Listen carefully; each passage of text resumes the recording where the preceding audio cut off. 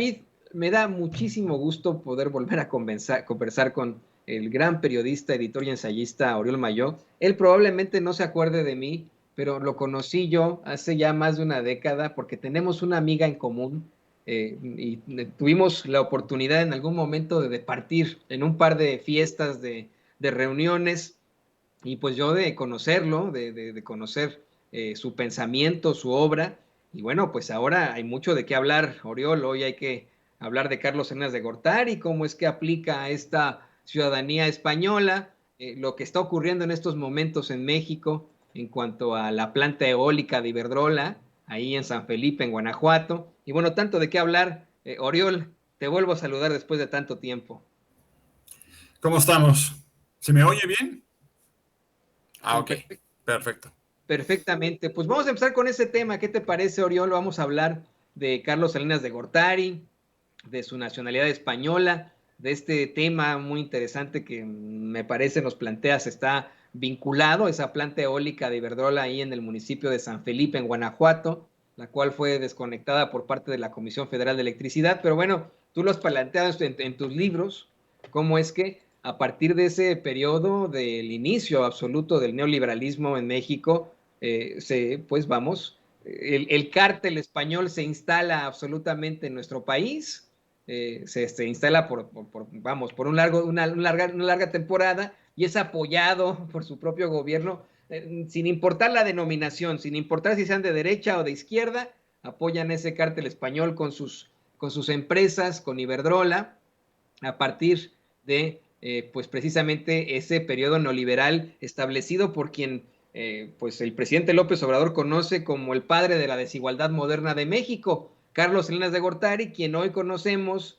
se hizo ciudadano español, asegurando que es pues familiar de judíos sefardíes expulsados de la península ibérica. Háblanos un poco más de esto, Oriol.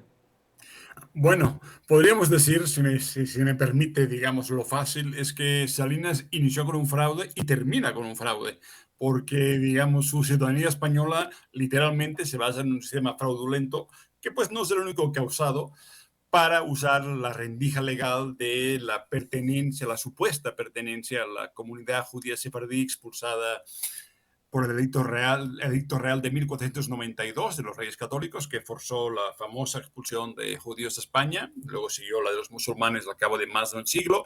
Y bueno, ahora resulta y descubrimos que el famoso apellido materno de Salinas, que es Gortari, que pues chequen dense el lujo de checar en internet, googleando un poquito el apellido vasco, muy conocido, navarro en esencia. Bueno, no sabía, hasta donde sabíamos, los navarros, específicamente no navarros, también lo que son las comunidades vascas, bueno, de Vizcaya, por ejemplo, tenían la hidalguía universal porque precisamente no tenían que probar para un cargo público en la corona que tenían algún antecedente judío musulmán, es decir, que no eran marranos, así se denominaba a los conversos que seguían o bien practicando en secreto la religión musulmana o judía o tenían, pues por los padres o los abuelos, algún antecedente judío. Ahora descubrimos los milagros de Salinas, que francamente, digamos, ahora él además, perdón, ni siquiera creo que haya escondido el fraude, porque te voy a leer lo que dijo cuando le preguntaron por su conversión, digamos, bueno, al cártel español, al cártel sefardí español, cuando dijo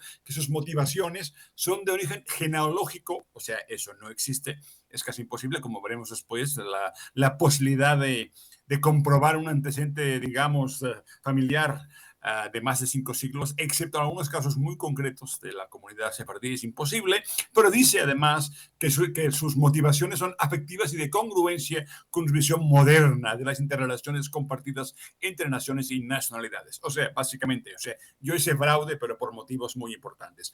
Como un poco hizo en su régimen, en su sexenio, que la brutalidad, el choque económico que produjo en México, digamos, fue por motivos de insertar a México en la modernidad, en la globalización y en esa promesa que algunos recuerdan de la época de llegar a ser el primer mundo. Entonces, literalmente es un esquema de fraude, por cierto, fraude sistemático en las peticiones de ciudadanía española a través de este Real Decreto que se hizo en 2015 han sido muy elevadas y, por tanto, digamos, se ha visto.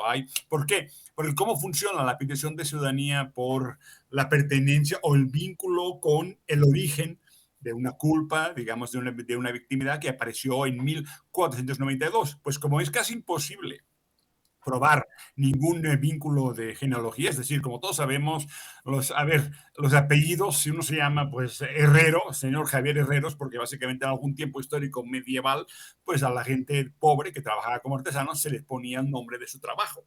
Es decir, Zapatero, pues ya sabemos, todas esas definiciones clásicas de apellidos, o Martinos, hijo de Martí, básicamente solamente los aristócratas tenían el derecho, por la cuestión digamos, de los testamentos de los territorios que dominaban, la necesidad, digamos, y la urgencia de controlar la línea genealógica. Pero el resto de la humanidad, básicamente, no teníamos ningún antecedente, excepto que uno sea nuevo rico y le quiera buscar siempre ese antecedente histórico europeo o hasta japonés, porque aquí cualquier comunidad que sea exterior a México le busca siempre ese antecedente que le da un blasón, digamos, frente al resto de mexicanos, de pertenencia, digamos, a un origen étnico diferente. Pero en el caso de Gortari, obviamente hay muchos nombres vascos, pero recordemos, por ejemplo, y te contaré una historia muy rápida que me contó Manuel Barlet.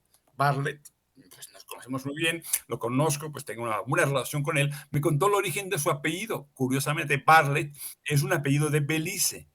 Belice, cuando era pues era parte de Gran Bretaña, era pues otra posesión colonial, básicamente los esclavos negros, como era costumbre en toda la América colonial, traían el nombre del patrón de la hacienda.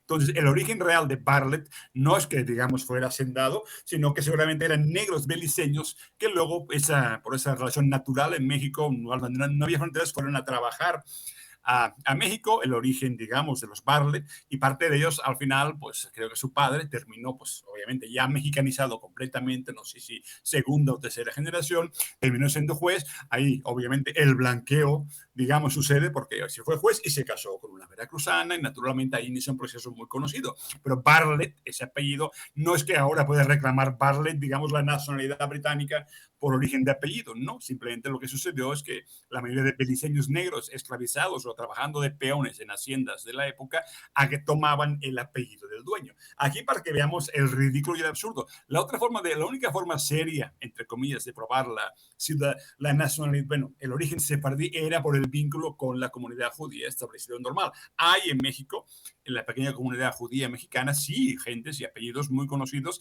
que han mantenido su religión judía, sus prácticas habituales, el sábado, digamos, y además por algunas palabras o una cultura, digamos, porque era el nombre de los ladinos, los sefardíes que, digamos, escaparon de la persecución. Esos son casos claros porque se mantiene un vínculo con la comunidad judía. Ahora bien, ¿qué pasa? Los que no prueban el vínculo real, porque sí son judíos de religión, por esas cosas obvias, tienen que probarlo ante una federación judía internacional o nacional que les digan, que les certifiquen su origen. Eso produjo que esas bandas de abogados, de notarios en España, en el caso español, y de federaciones judías empezaran el negocio de pues, cuántas lanas tienes para que yo certifique que por tus costumbres, por algunos detalles lingüísticos, porque yo lo digo finalmente, porque yo lo certifico, tú eres judío. De esta manera, judío. Se partió de esta manera cuando llegaba al Consejo de Notarías, que tenía que aprobar en Madrid, digamos, ¿no? Que estaba correcto el expediente, pues funcionó. Funcionó hasta que en el 2001 se dieron cuenta que ya era un exceso y la mitad de peticiones, de las más de 20,000 peticiones de ciudadanía española por antecedentes sefardí, venían de México. Gente de mucho dinero, por ejemplo, el caso de Monterrey, donde como el mito fundacional de Monterrey es que todos eran sefardíes, cripto judíos conversos que por sus costumbres, digamos, por tanto, eran, digamos, judíos de closet, pero escondidos por culpa de la Inquisición. Ese mito viejo, digamos, del origen sefardí de Monterrey, que se basa en su primer fundador, pero que no tiene ninguna lógica, no tiene ninguna historia real, permitió que, como también por el origen de Salinas, pues es un lugar donde todo el mundo dice pues que era judío, como todo el mundo dice que en un pueblo de güeros, digamos, por ejemplo, pienso en la Sierra Norte de Puebla, pueblos de güeros, porque seguramente eran franceses.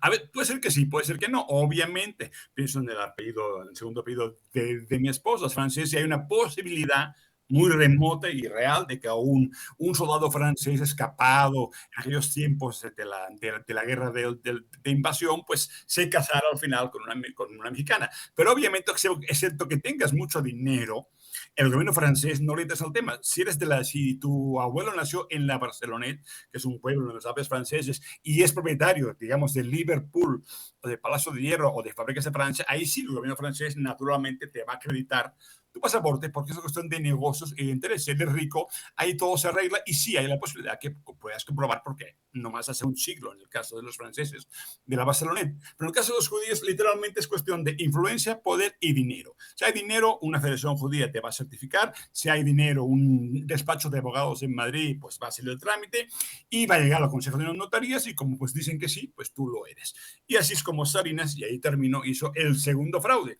El fraude que le permitió ganar en el año 88 y el segundo ya personal para garantizarse, digamos, esa inmunidad y la vergüenza, por cierto, de un expresidente de México que está pidiendo la ciudadanía española casi como protección internacional. Algo que en todo caso se ve muy feo y demuestra que este hombre, pues patria nunca tuvo ninguna.